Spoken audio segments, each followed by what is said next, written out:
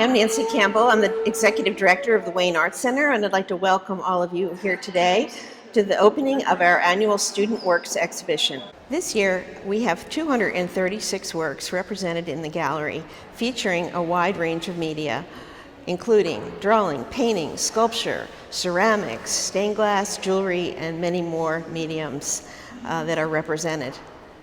This year's juror is Claudia Rilling. Claudia is a relatively new faculty member here at the Wayne Arts Center, and she teaches painting classes and as well as drawing.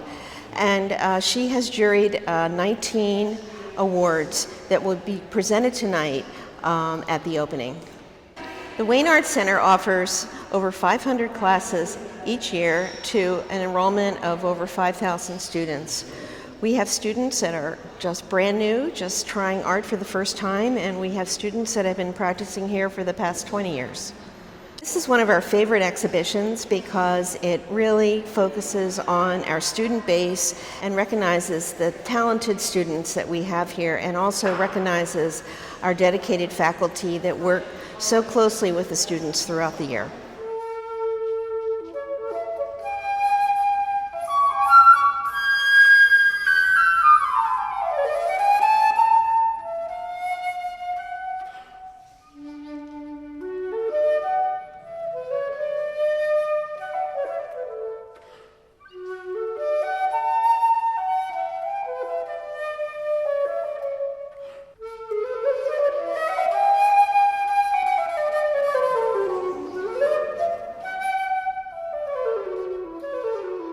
I actually have levels to my classes. I have some classes that are designated beginner to intermediate. Those classes are what I call lesson bound. So therefore, I do have real-time lessons in these classes. Every class starts with a lesson, and they are usually cumulative, so they build upon one another. So if you took a drawing class from me, you would learn the rudiments of composition. If you took a painting class from me, you would learn, again, something about composition, but also what color means as a tool for us to use. Then, as you progressed on, you would move into the intermediate to advanced classes. Those classes I have tried to also include what I call presentations. Presentations can be, they're thematic. They go for a season. For example, right now we're in the summer, and I'm doing what I call a treasure hunt, which is I've cited different spots in our area that they might want to visit, that they should know about, that artists should be connected to. For example, the Wharton Escherich Museum, which some never knew of him or who he was or where it was. So some are a little bit more obscure. Some of them are a little bit more well-known, but in that case, I'll point out some of the jewels that might be in the collection. And that's the kind of thing that we would do in the advanced class, along with critiquing, time to work, and just another ear, another voice, another pair of eyes to look at the work and say, am I going in the right direction? Do you see anything that I should be aware of, et cetera, et cetera.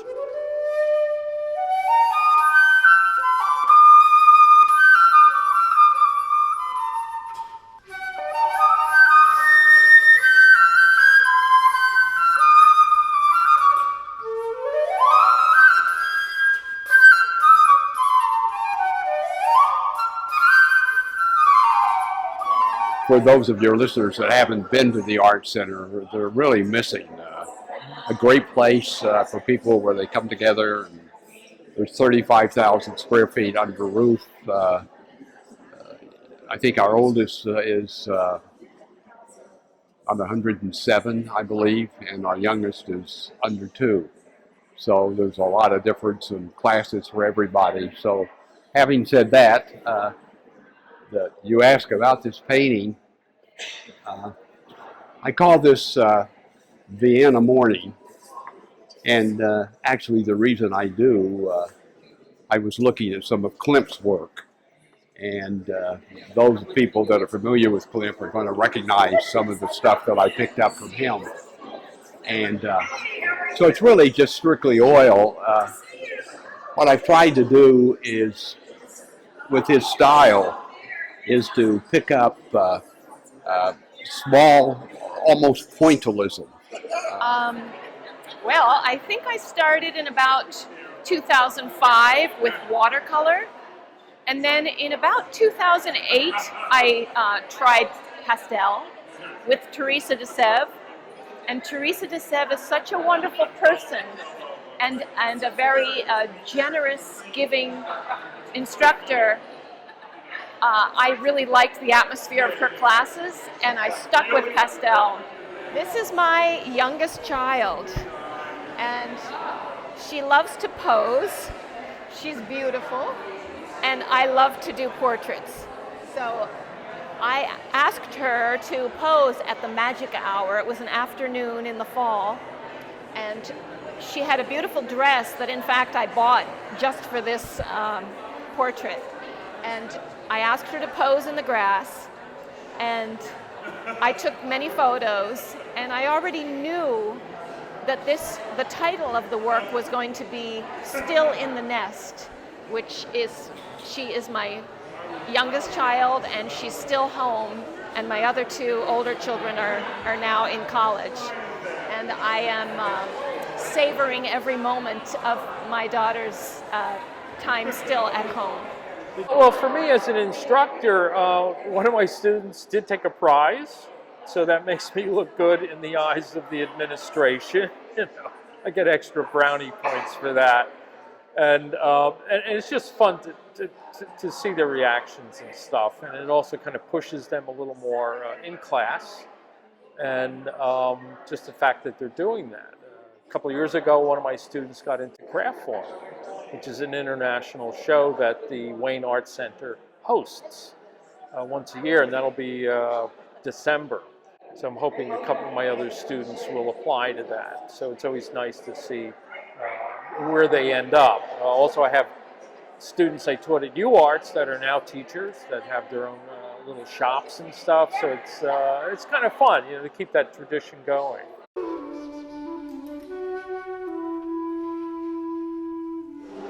So we want to thank all of you for your wonderful, talented efforts this past year, and also to all of our faculty who have guided you through the creative process. We have a wonderful faculty.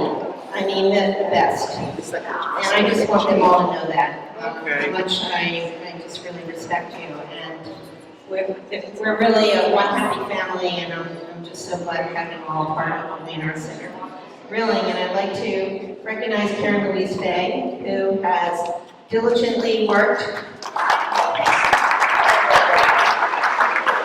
to lay out this entire exhibition, which is no small feat, and also to Niels, who's not here this evening, but Niels installed it all, so it's a big job. Thank you. Good job.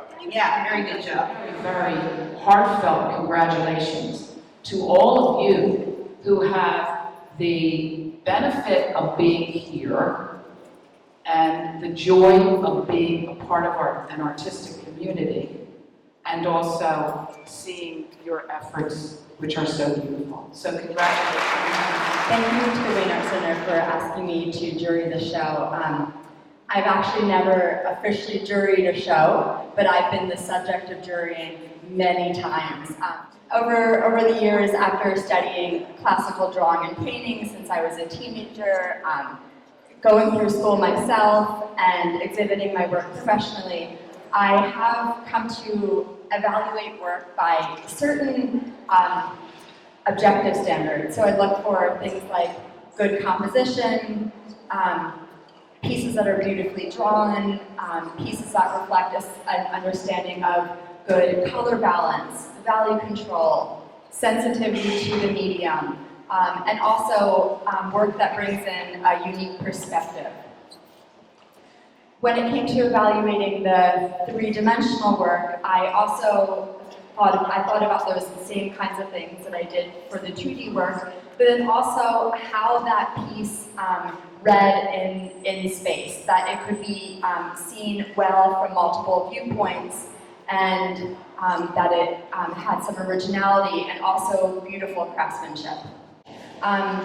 So without further ado, I think I'll just get started on presenting the awards. Okay, we're going to start with the honorable mention category. The first person is Jerry Trethaway for The Vineyard, which was done in watercolor. David Rozak for The Node, which is done in ceramic. Paula Sargent-Mincer for Love Is All You Need, which was done in acrylic. Diane Lavelle for Getting Ready, which was done in oil. Michael Laccabucci for Blue Sky, which was done in oil.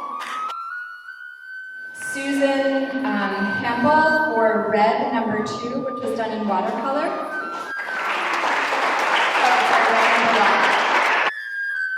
Elizabeth Dougherty for Transposed, which was done in limestone. And Janice Balson for Georgetown Art District.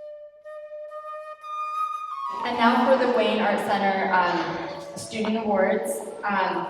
We have Maxine Rosen for The Garden Party, ceramic. Doris Peltzman for Parisian Bouquet, which was done in oil. Jonathan Moll for White Night, which was done in oil.